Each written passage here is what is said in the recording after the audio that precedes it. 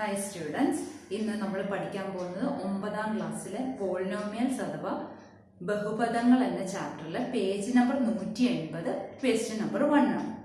നമ്മുടെ ചോദ്യം ഇതാണ്: in all rectangles with one side 1 centimetre less than the other denote the length of the shorter side as 8 centimetre.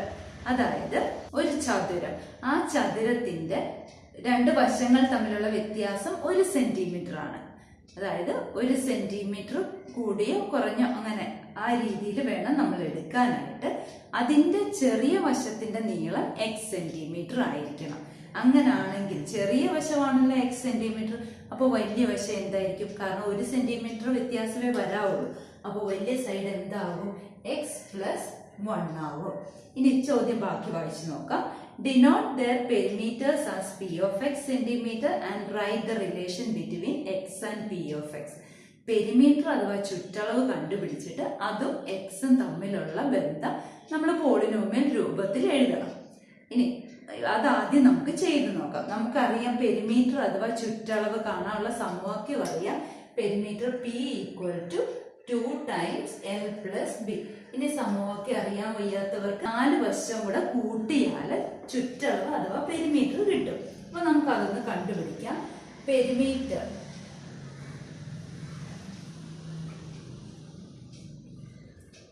ചുറ്റളവ് 4 വശം കൂടെ കൂട്ടിയാൽ മതി. x + 1 ഈ വശം പ്ലസ് x രണ്ടാമത്തെ വശം, മൂന്നാമത്തെ വശവും x + 1 തന്നെയാണ്, നാലാമത്തെ വശം x ആണ്.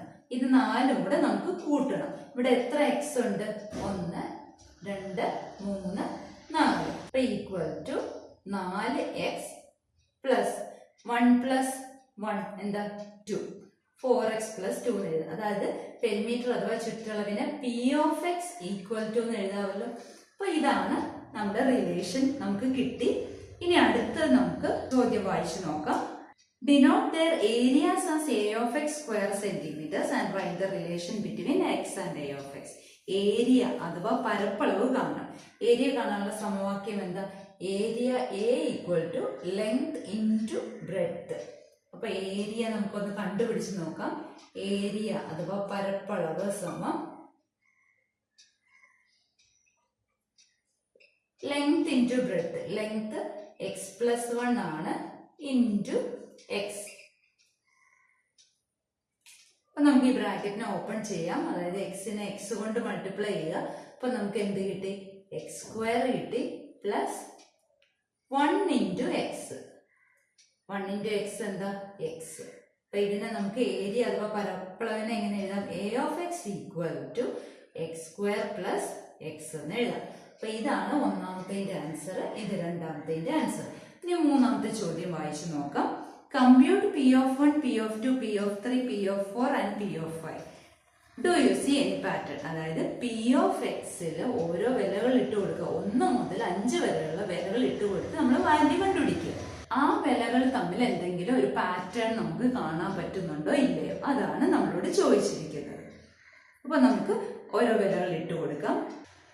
ആദ്യം p of 1 ആണ് കാണേണ്ടത്. അതായത് എക്സിന്റെ സ്ഥാനത്ത് 1 ഇട്ട് കൊടുക്കുക. അപ്പൊ ഇവിടെ 4 × 1, 4x എന്ന് പറഞ്ഞാൽ 4 × x ആണ്. അപ്പൊ 4 × 1 + 2. 4 1s are 4, 4 + 2 6. ഇനി p of 2 കാണുക. അതായത് എക്സിന്റെ സ്ഥാനത്ത് 2 ഇട്ട് കൊടുക്കുക. ഇവിടെയും എക്സിന്റെ സ്ഥാനത്ത് 2 ഇട്ട് കൊടുക്കുക. 4 × 2 + 2. മൾട്ടിപ്ലിക്കേഷൻ ചെയ്തിട്ട് അഡിഷൻ ചെയ്യാവുള്ളൂ. 4 2s are 8, 8 + 2 10. അടുത്ത p of 3 കാണണം. അതായത് എക്സിന് 3 ഇട്ട് കൊടുക്കുക. ഇവിടെയും എക്സിന് 3 ഇട്ട് കൊടുക്കുക. 4 × 3 + 2. 4 3s are 12, 12 + 2 14. നമ്മൾ ഈ നമ്പേഴ്സ് ഒന്നും മാറ്റുന്നില്ല, എക്സിന്റെ വാല്യൂ മാത്രം ഇട്ട് കൊടുക്കുക. ഞാൻ ആദ്യത്തെ വീഡിയോയിൽ പറഞ്ഞിരുന്നു എക്സ് ഒരു വേരിയബിൾ ആണ്, എക്സിന് നമുക്ക് ഇഷ്ടമുള്ള വിലകൾ ഇട്ട് കൊടുക്കാം. ഇനി അടുത്ത p of 4 കാണണം. 4 × 4 + 2.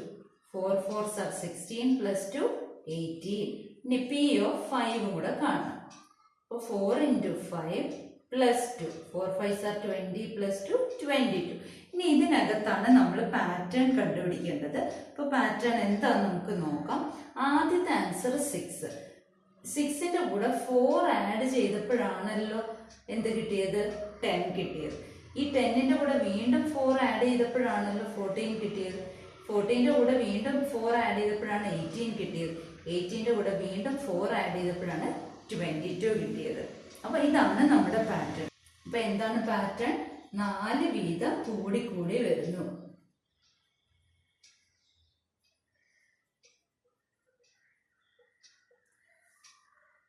അപ്പൊ ഇനി നമുക്ക് നാലാമത്തെ പാർട്ട് നോക്കാം.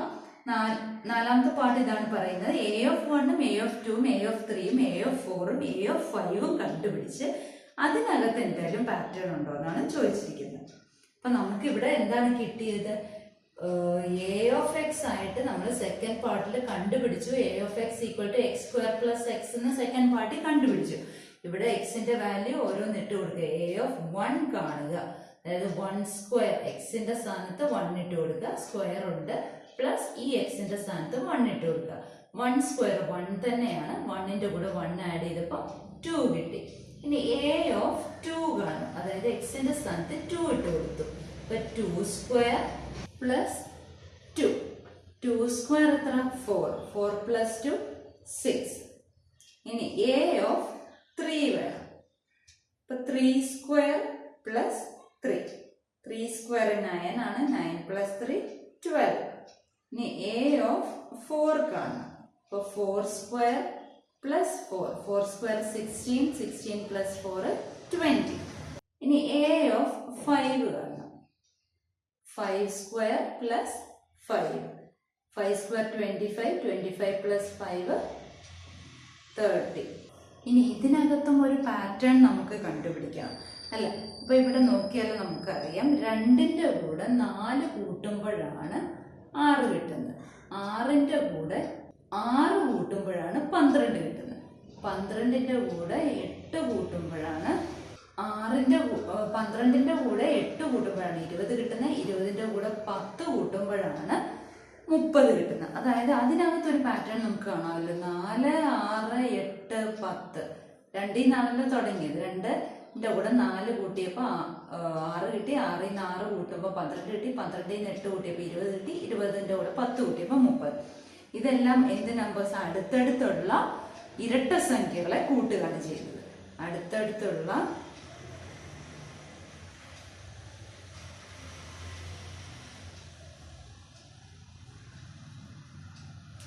ഇരട്ട സംഖ്യകളെ കൂട്ടി,